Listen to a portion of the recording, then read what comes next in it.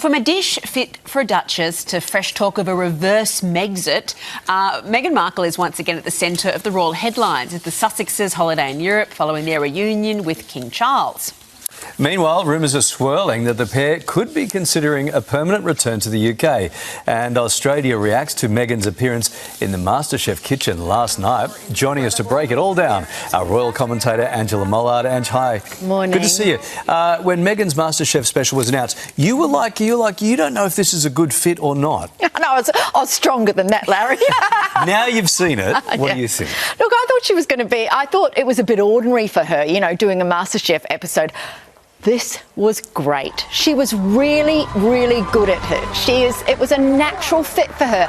And what I realised is that, her Suits history, all that time that she has auditioned for TV shows over her career, she is a natural in front of the cameras. She was really good as a judge. She had great things to say. She had very personable with other people. There was a little cameo, of course, where Harry appeared via phone. She talked about her kids and the fact they were good eaters, which will have annoyed every parent watching on the planet, even going so far as to say that they like Brussels sprouts. But I thought this was actually her auditioning for a role in the franchise in the way that people like Nigella Lawson and Gordon Ramsay and Jamie Oliver have had a part to play in that. I don't think she has, obviously, their cooking chops, but she draws focus. Yeah, right. Because that's the big question is the why. Pete was just telling us that apparently she didn't get paid a fee to appear.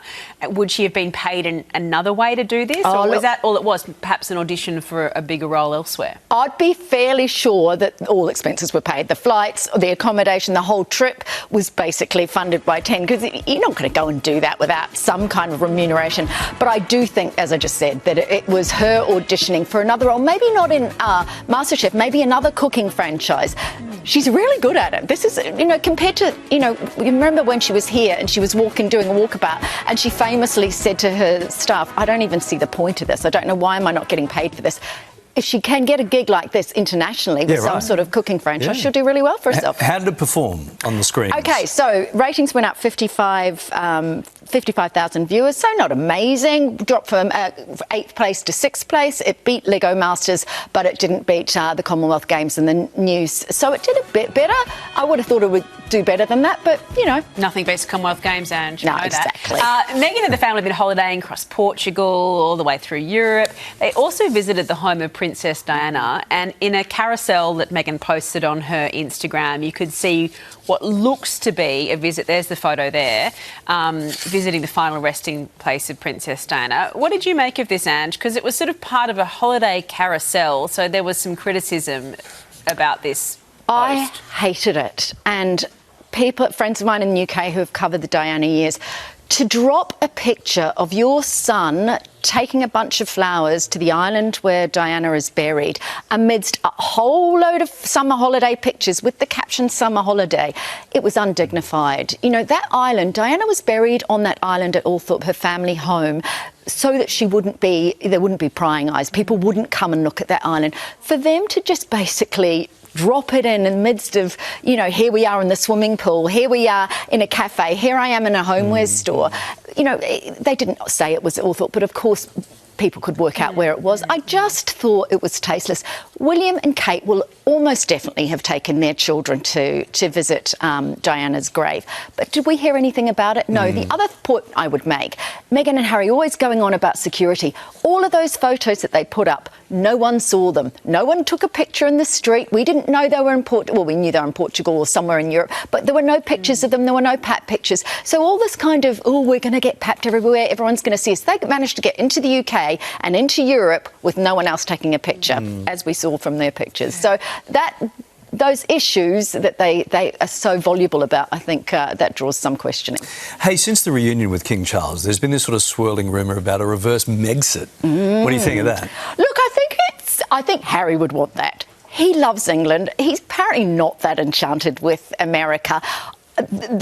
writer that's written about this in the UK, she's very highly credentialed, so I'm thinking, yep, she's got good sources on this. I'm not sure if Meghan would want it, though, to have taken your whole family, moved away to America. I know Harry misses his military work, and I know that connection with the UK and his family. As his father gets older, he would want to spend more time aligned with it. Also, if you think about it, Meghan's here doing Megxit. All Harry has is Invictus. If he was back in the UK, there would be more purpose, I think. What would be the reverse of a Megxit? A Meg-trance? Wait, I'd have to look at the... Wait a sec. Wait a sec. We can do it. The true test A Tix gem. The true test here is that we still haven't heard anything publicly about the meeting with King Charles and Queen Camilla, and that's what everyone is waiting for. I don't think we will. I don't think we will. I think that was the deal, that there were going to be no photos taken, that this was a private visit, that they went to Highgrove, which of course is the King's private home, so quite different from going to a palace or one of the castles somewhere. This was a short meeting and neither side can break on dropping details about it, so that the King can be assured that going forward they can have that relationship and build on it. But I think what is also needed is for William to get on board, because for that, of course, the King's not going to be there forever. You have to actually have a repaired relationship of some sort between William and Harry. I wonder if there's a time frame. I wonder if they're saying, OK, if you keep mum about this for 3 months, then we'll consider the next step, or something like that. Other news, Ange, Emmy Award for Meghan. I mean, that's a big deal, a Daytime Emmy nomination. It is a Daytime Emmy nomination, and you kind of think, well, that programme was cancelled after 2 seasons. So this is for Meghan's With Love Meghan programme, which was roundly sort of critiqued for being fairly banal. But look, I think it's... I think that the interest in it is... I think the Emmys know that by nominating Meghan, they get a lot of attention. We usually don't talk about the Emmy Daytime Awards, but you know, this could be her sphere. I didn't enjoy this program as much as I thought. She was much more natural on MasterChef, but you know, who am I to say? And now Prince Harry's security review has been delayed a little bit. What's happening with that? Yeah, so you know, he went to the UK and he was expecting that he was going to get approval for security. That didn't happen, and there was all the shenanigans over that. Well, the reason that it's been held up, he was promised last year he was getting a security review, but of course Britain has gone through all these prime ministers. They now have 9 living ex-prime ministers who need to be protected. So the Home Office has been busy. I mean, if you think about it, Keir Starmer, in an age of terrorism, has to be superbly well protected even when he's out of office. So whereas typically they would have 4 or 5 ex-prime ministers who are still alive, now they have 9. So they've been working on that, haven't got to his review. It's coming. Not to mention the protection for Larry the cat at 10 Downing Street. Let's protect him. He's a very problematic cat, that. He's, you know, he's 21 years old. The Duchess of York has sort of popped her head up again. What's happening with... I love this story, Eddie, because what it is Paddy McNally, who was her former boyfriend, back when she was sort of in her 20s, she went out with this sort of motor racing tycoon. He's a billionaire worth about 1.2 billion in Australian dollars. He recently died, and after the whole Andrew and Fergie shenanigans and the Epstein thing, she fled to his chalet in Verbier, and she sort of holed up there. No one knew where she was.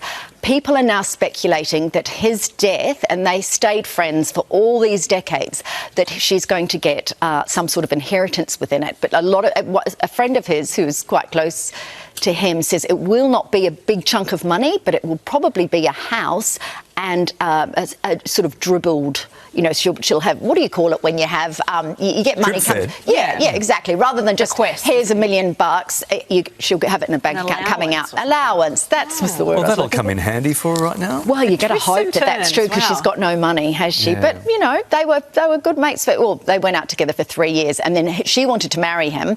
He didn't propose, and off she went, met Andrew, like within weeks. So I must look up some ex-boyfriends. I was going to say, so if I went out with someone for 3 years, do I have to leave the money? Yeah, get in touch if you can. If you've got Thanks, yes, you do.